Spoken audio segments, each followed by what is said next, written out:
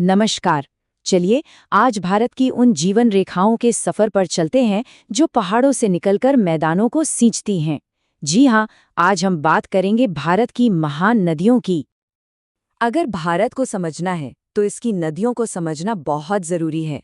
और इनकी कहानियां, पता है, दो बिल्कुल अलग अलग जगहों से शुरू होती हैं। एक है बर्फ की दुनिया और दूसरी है बारिश की। भारत के इस विशाल नदी तंत्र को एक परिवार की तरह सोचिए, जिसके दो अलग अलग मूल हैं। एक तरफ है ऊंचे ताकतवर हिमालय और दूसरी तरफ है हमारा पुराना स्थिर प्रायद्वीपीय पठार। और इन्हीं दो स्रोतों की वजह से इन नदियों का मिजाज, इनका कैरेक्टर एकदम अलग हो जाता है। एक वो है जो ग्लेशियरों से निकलती हैं और साल भर बहती हैं। दूसरी वो है जो मानसून की बारिश पर निर्भर करती हैं। एक युवा तो दूसरी बहुत पुरानी।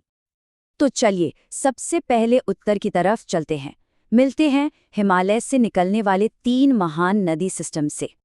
कहानी की शुरुआत होती है शक्तिशाली सिंधु नदी से। ये कैलाश पर्वत के पास से निकलती है और लद्दाख के ऊंचे रेगिस्तान से अपना रास्ता बनाती हुई आगे बढ़ती है। लेकिन देखिए, सिंधु अकेली नहीं है। ये एक पूरा सिस्टम है जिसे पंजाब की 5 नदियां यानी पंचनद मिलकर बनाती हैं। झेलम, चिनाब, रावी, ब्यास और सतलज, ये सब मिलकर सिंधु को ताकत देती हैं। इसके बाद नंबर आता है गंगा का, एक ऐसी नदी जो सिर्फ पानी नहीं बल्कि भारत की सांस्कृतिक और आध्यात्मिक धड़कन है। आखिर क्या है जो इस नदी को करोड़ों लोगों के लिए इतना पवित्र बनाता है? जरा इसके आकार का अंदाजा लगाइए। 2500 किलोमीटर से भी लंबा सफर, हिमालय की बर्फीली चोटियों से शुरू होकर सीधा बंगाल की खाड़ी तक। यही वो विशालता है जो इसे इतने सारे लोगों की जिंदगी से जोड़ती है। और अब चलिए पूरब की तरफ चलते हैं। मिलते हैं ब्रह्मपुत्र से। ये एक ऐसी नदी है जिसके कई नाम और कई रूप हैं, जो कई देशों से होकर गुजरती है। तिब्बत में सांगपो, अरुणाचल में दिहांग, असम में ब्रह्मपुत्र और बांग्लादेश में जमुना। ये नाम सिर्फ नाम नहीं है, ये इसकी लंबी यात्रा की कहानी बताते हैं कि कैसे ये अलग अलग जगहों से गुजरते हुए अपनी पहचान बदलती है। तो हिमालय की इन युवा ताकतवर नदियों को देखने के बाद अब हम दक्षिण की ओर चलते हैं, प्रायद्वीपीय पठार की पुरानी स्थिर जीवन रेखाओं को देखने। अब यहाँ एक बहुत ही दिलचस्प बात देखने को मिलती है, एक तरह का बंटवारा। ज्यादातर बड़ी नदियाँ जैसे महानदी, गोदावरी, कृष्णा, कावेरी, ये सब पूरब की ओर बहकर बंगाल की खाड़ी में मिलती हैं और बड़े बड़े डेल्टा बनाती हैं। वहीं नर्मदा और तापी जैसी कुछ नदियाँ पश्चिम की ओर बहकर अरब सागर में मिलती हैं और डेल्टा नहीं, एस्चुरीज बनाती हैं। और इनमें सबसे खास है गोदावरी, प्रायद्वीपीय भारत की सबसे लंबी नदी। इसे दक्षिण की गंगा भी कहते हैं।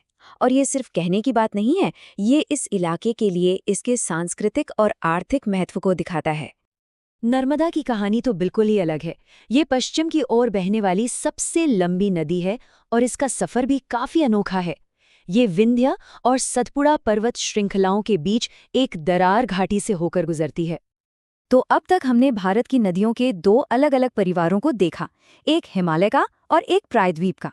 पर असल में ये 2 अलग कहानियां नहीं हैं, बल्कि भारत की एक ही बहती हुई कहानी के 2 अहम हिस्से हैं। ये टेबल इन दोनों के फर्क को बिल्कुल साफ कर देती है। एक तरफ है हिमालय की नदियां, जो ग्लेशियर से निकलती हैं, साल भर बहती हैं और गहरी घाटियां बनाती हैं। दूसरी तरफ है प्रायद्वीप की नदियां, जो बारिश पर निर्भर हैं, मौसमी हैं और जिनकी घाटियां उथली होती हैं।